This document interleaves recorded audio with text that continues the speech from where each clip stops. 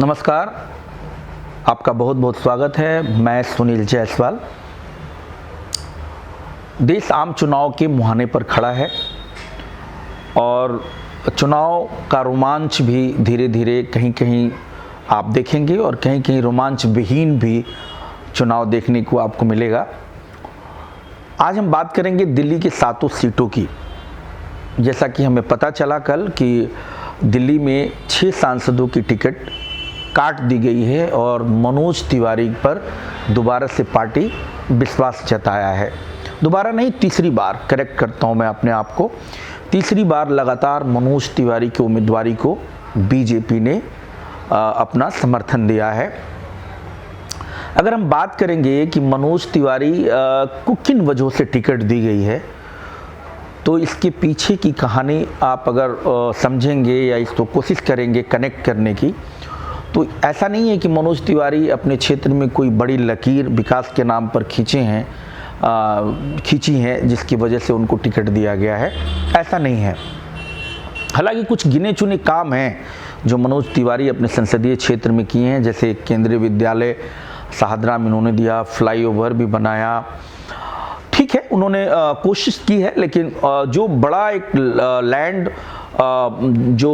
Landmark work कहेंगे वो कुछ देखने को नहीं मिला है। अब बात करेंगे हम किन वजहों से मनोज तिवारी को आखिरकार टिकट दी गई है। तो समझिए कि मनोज तिवारी बीजेपी के लिए एक बहुत बड़े एसेट्स हैं। जिस तरह से मनोज तिवारी की जर्नी एज ए सांसद 2014 में शुरू हुई, फिर प्रदेश अध्यक्ष बन जाना, मनोज तिवारी को दिल्ली का बड़ा नेता बन जाने की शुरुआत हो जाती है। एज ए प्रदेश अध्यक्ष मनोज तिवारी को लीड करने को जब मौका मिला तो निगम का परफॉर्मेंस बहुत अच्छा रहा। विधानसभा में भी कमोबेश स्थिति जिस तरह से आम आदमी पार्टी का वेव चल रहा था, ठीक कहा जाएगा, एवरेज कहा जाएगा विधानसभा में।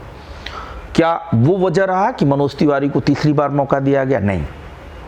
वजह सबसे बड़ा ये है कि मनोज तिवारी की जो पब्लिक कनेक्ट करने की जो एक कला है और जो कार्यकर्ताओं से मधुर व्यवहार है, वो मनोज तिवारी को प्लस करता है। उनकी एक विनम्रता और विनम्र स्वभाव जो है मनोज तिवारी का, इसमें कार्यकर्ताओं में नाराजगी के बावजूद भी मनोज तिवारी को अपनाने की जो ललक रहती है वो देखने को क्षेत्र में मिलता है। और मनोज तिवारी छोटे कार्यकर्ताओं के घर जाने में गुरेज नहीं करते हैं। पब्लिक कनेक्ट, भले ही उन्होंने कोई बड़ा विकास के तौर पर कोई बड़ा चीज़ें क्षेत्र को ना दिया हो, लेकिन मनोज तिवारी ने अपने व्यवहार से लोगों को कायल कर दिया, शायद उनको लाभ मिला है।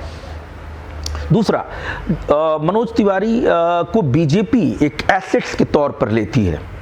जिस तरह से अन्य राज्यों में कहीं विकट परिस्थितियों में बीजेपी को नुकसान होता हुआ दिखता है, वहाँ मनोज तिवारी भीड़ जुटाऊ चेहरे के तौर पर बीजेपी में आजमाए हुआ चेहरा है। वो जाते हैं तो कामयाबी में मिलती है, उसका भी लाभ उन्हें मिला। तीसरा, मनोज तिवारी जिस तरह से स्टारडम छोड़कर और बीजेपी के सेकंड लीडरशिप जगदीश मुखी, हर्षवर्धन, विजय कुमार मल्होत्रा, मदन लाल खुराना, फिर जिस तरह से बीजेपी सेकंड लीडरशिप प्रदेश में आई, जिसमें बड़े बड़े नेताओं के जैसे विजेंद्र गुप्ता हो, मनोज तिवारी हो, वीरेंद्र सचदेवा हो, सतीश उपाध्याय हो, इन सभी नामों में, अभय वर्मा हो, राजीव बब्बर हो, इन सभी नामों में मनोज तिवारी एक बड़ा नाम हो जाते हैं जो लीड कर रहे होते हैं बीजेपी को, और रिजल्ट ओरिएंटेड लीडर हैं। आप निगम में भी देखिए, इस बार भी जिस तरह से मनोज तिवारी की पूर्वांचल में हनक है, उस हनक की वजह से जिस तरह से आम आदमी पार्टी को बीजेपी एक तरह से एक समान बैलेंस कर चुनाव जीत पाई और 10, 12, 15 सीटों का फासला था, एक बड़ी जीत ही देखा जाएगा निगम में, चूंकि पूर्वांचल बहुल क्षेत्र है और पूर्वांचल में मनोज तिवारी की हनक मेंटेन है। ये वजह रही। दूसरा, कई चीज़ें आती हैं मनोज तिवारी को, जैसे अभी छोटे इश्यू पे मनोज तिवारी अच्छे डील करते हैं। बुराड़ी में सुरेंद्र कॉलोनी का मामला था, जहां सभी घरों को खाली करने की नोटिस दे दी गई थी। मनोज तिवारी अपने पार्टी लेवल पर वकील को पे कर बड़े वकील को इस मामले को दिया और वहाँ भी उनको कामयाबी मिली, उन कॉलोनी वासियों को राहत मिला। एक बड़ी बात उन्होंने और की जैसे कि जो लैंड पुलिंग का इश्यू हुआ, जो डीडीए डेमोलिशन कर रही थी, उससे भी राहत उन्होंने दिलवाई। ये सभी चीज़ें पब्लिक ओपिनियन में आई। मनोज तिवारी को तीसरी बार बीजेपी ने इस सीट पर दिया, लेकिन एक रोमांच नहीं है, बिल्कुल क्लीन स्वीप अभी के टाइम में मनोज तिवारी के लिए एक खुला मैदान है। अगर इंडिया गठबंधन कोई बड़ा चेहरा तलाश कर लाती है, तभी यहाँ कोई टक्कर वक्कर जैसे शब्द आप इस्तेमाल करेंगे या मीडिया में कवरेज सुनने को मिलेंगे। अभी तक ये सीट पर एक तरफा मनोज तिवारी बड़े स्तर से चुनाव कंफर्टेबल स्तर से जीत रहे हैं, चूंकि इस बार भी चुनाव मोदी के नाम पर ही हो रहा है।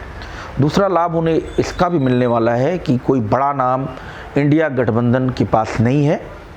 शायद कोई बड़ा नाम आए और इस सीट पर चुनावी रोमांच बढ़ जाए, उसकी संभावना ना के बराबर है। फिर भी देखते हैं, कोई बड़ा नाम अगर आ जाता है तो चुनावी रोमांच बना रहेगा।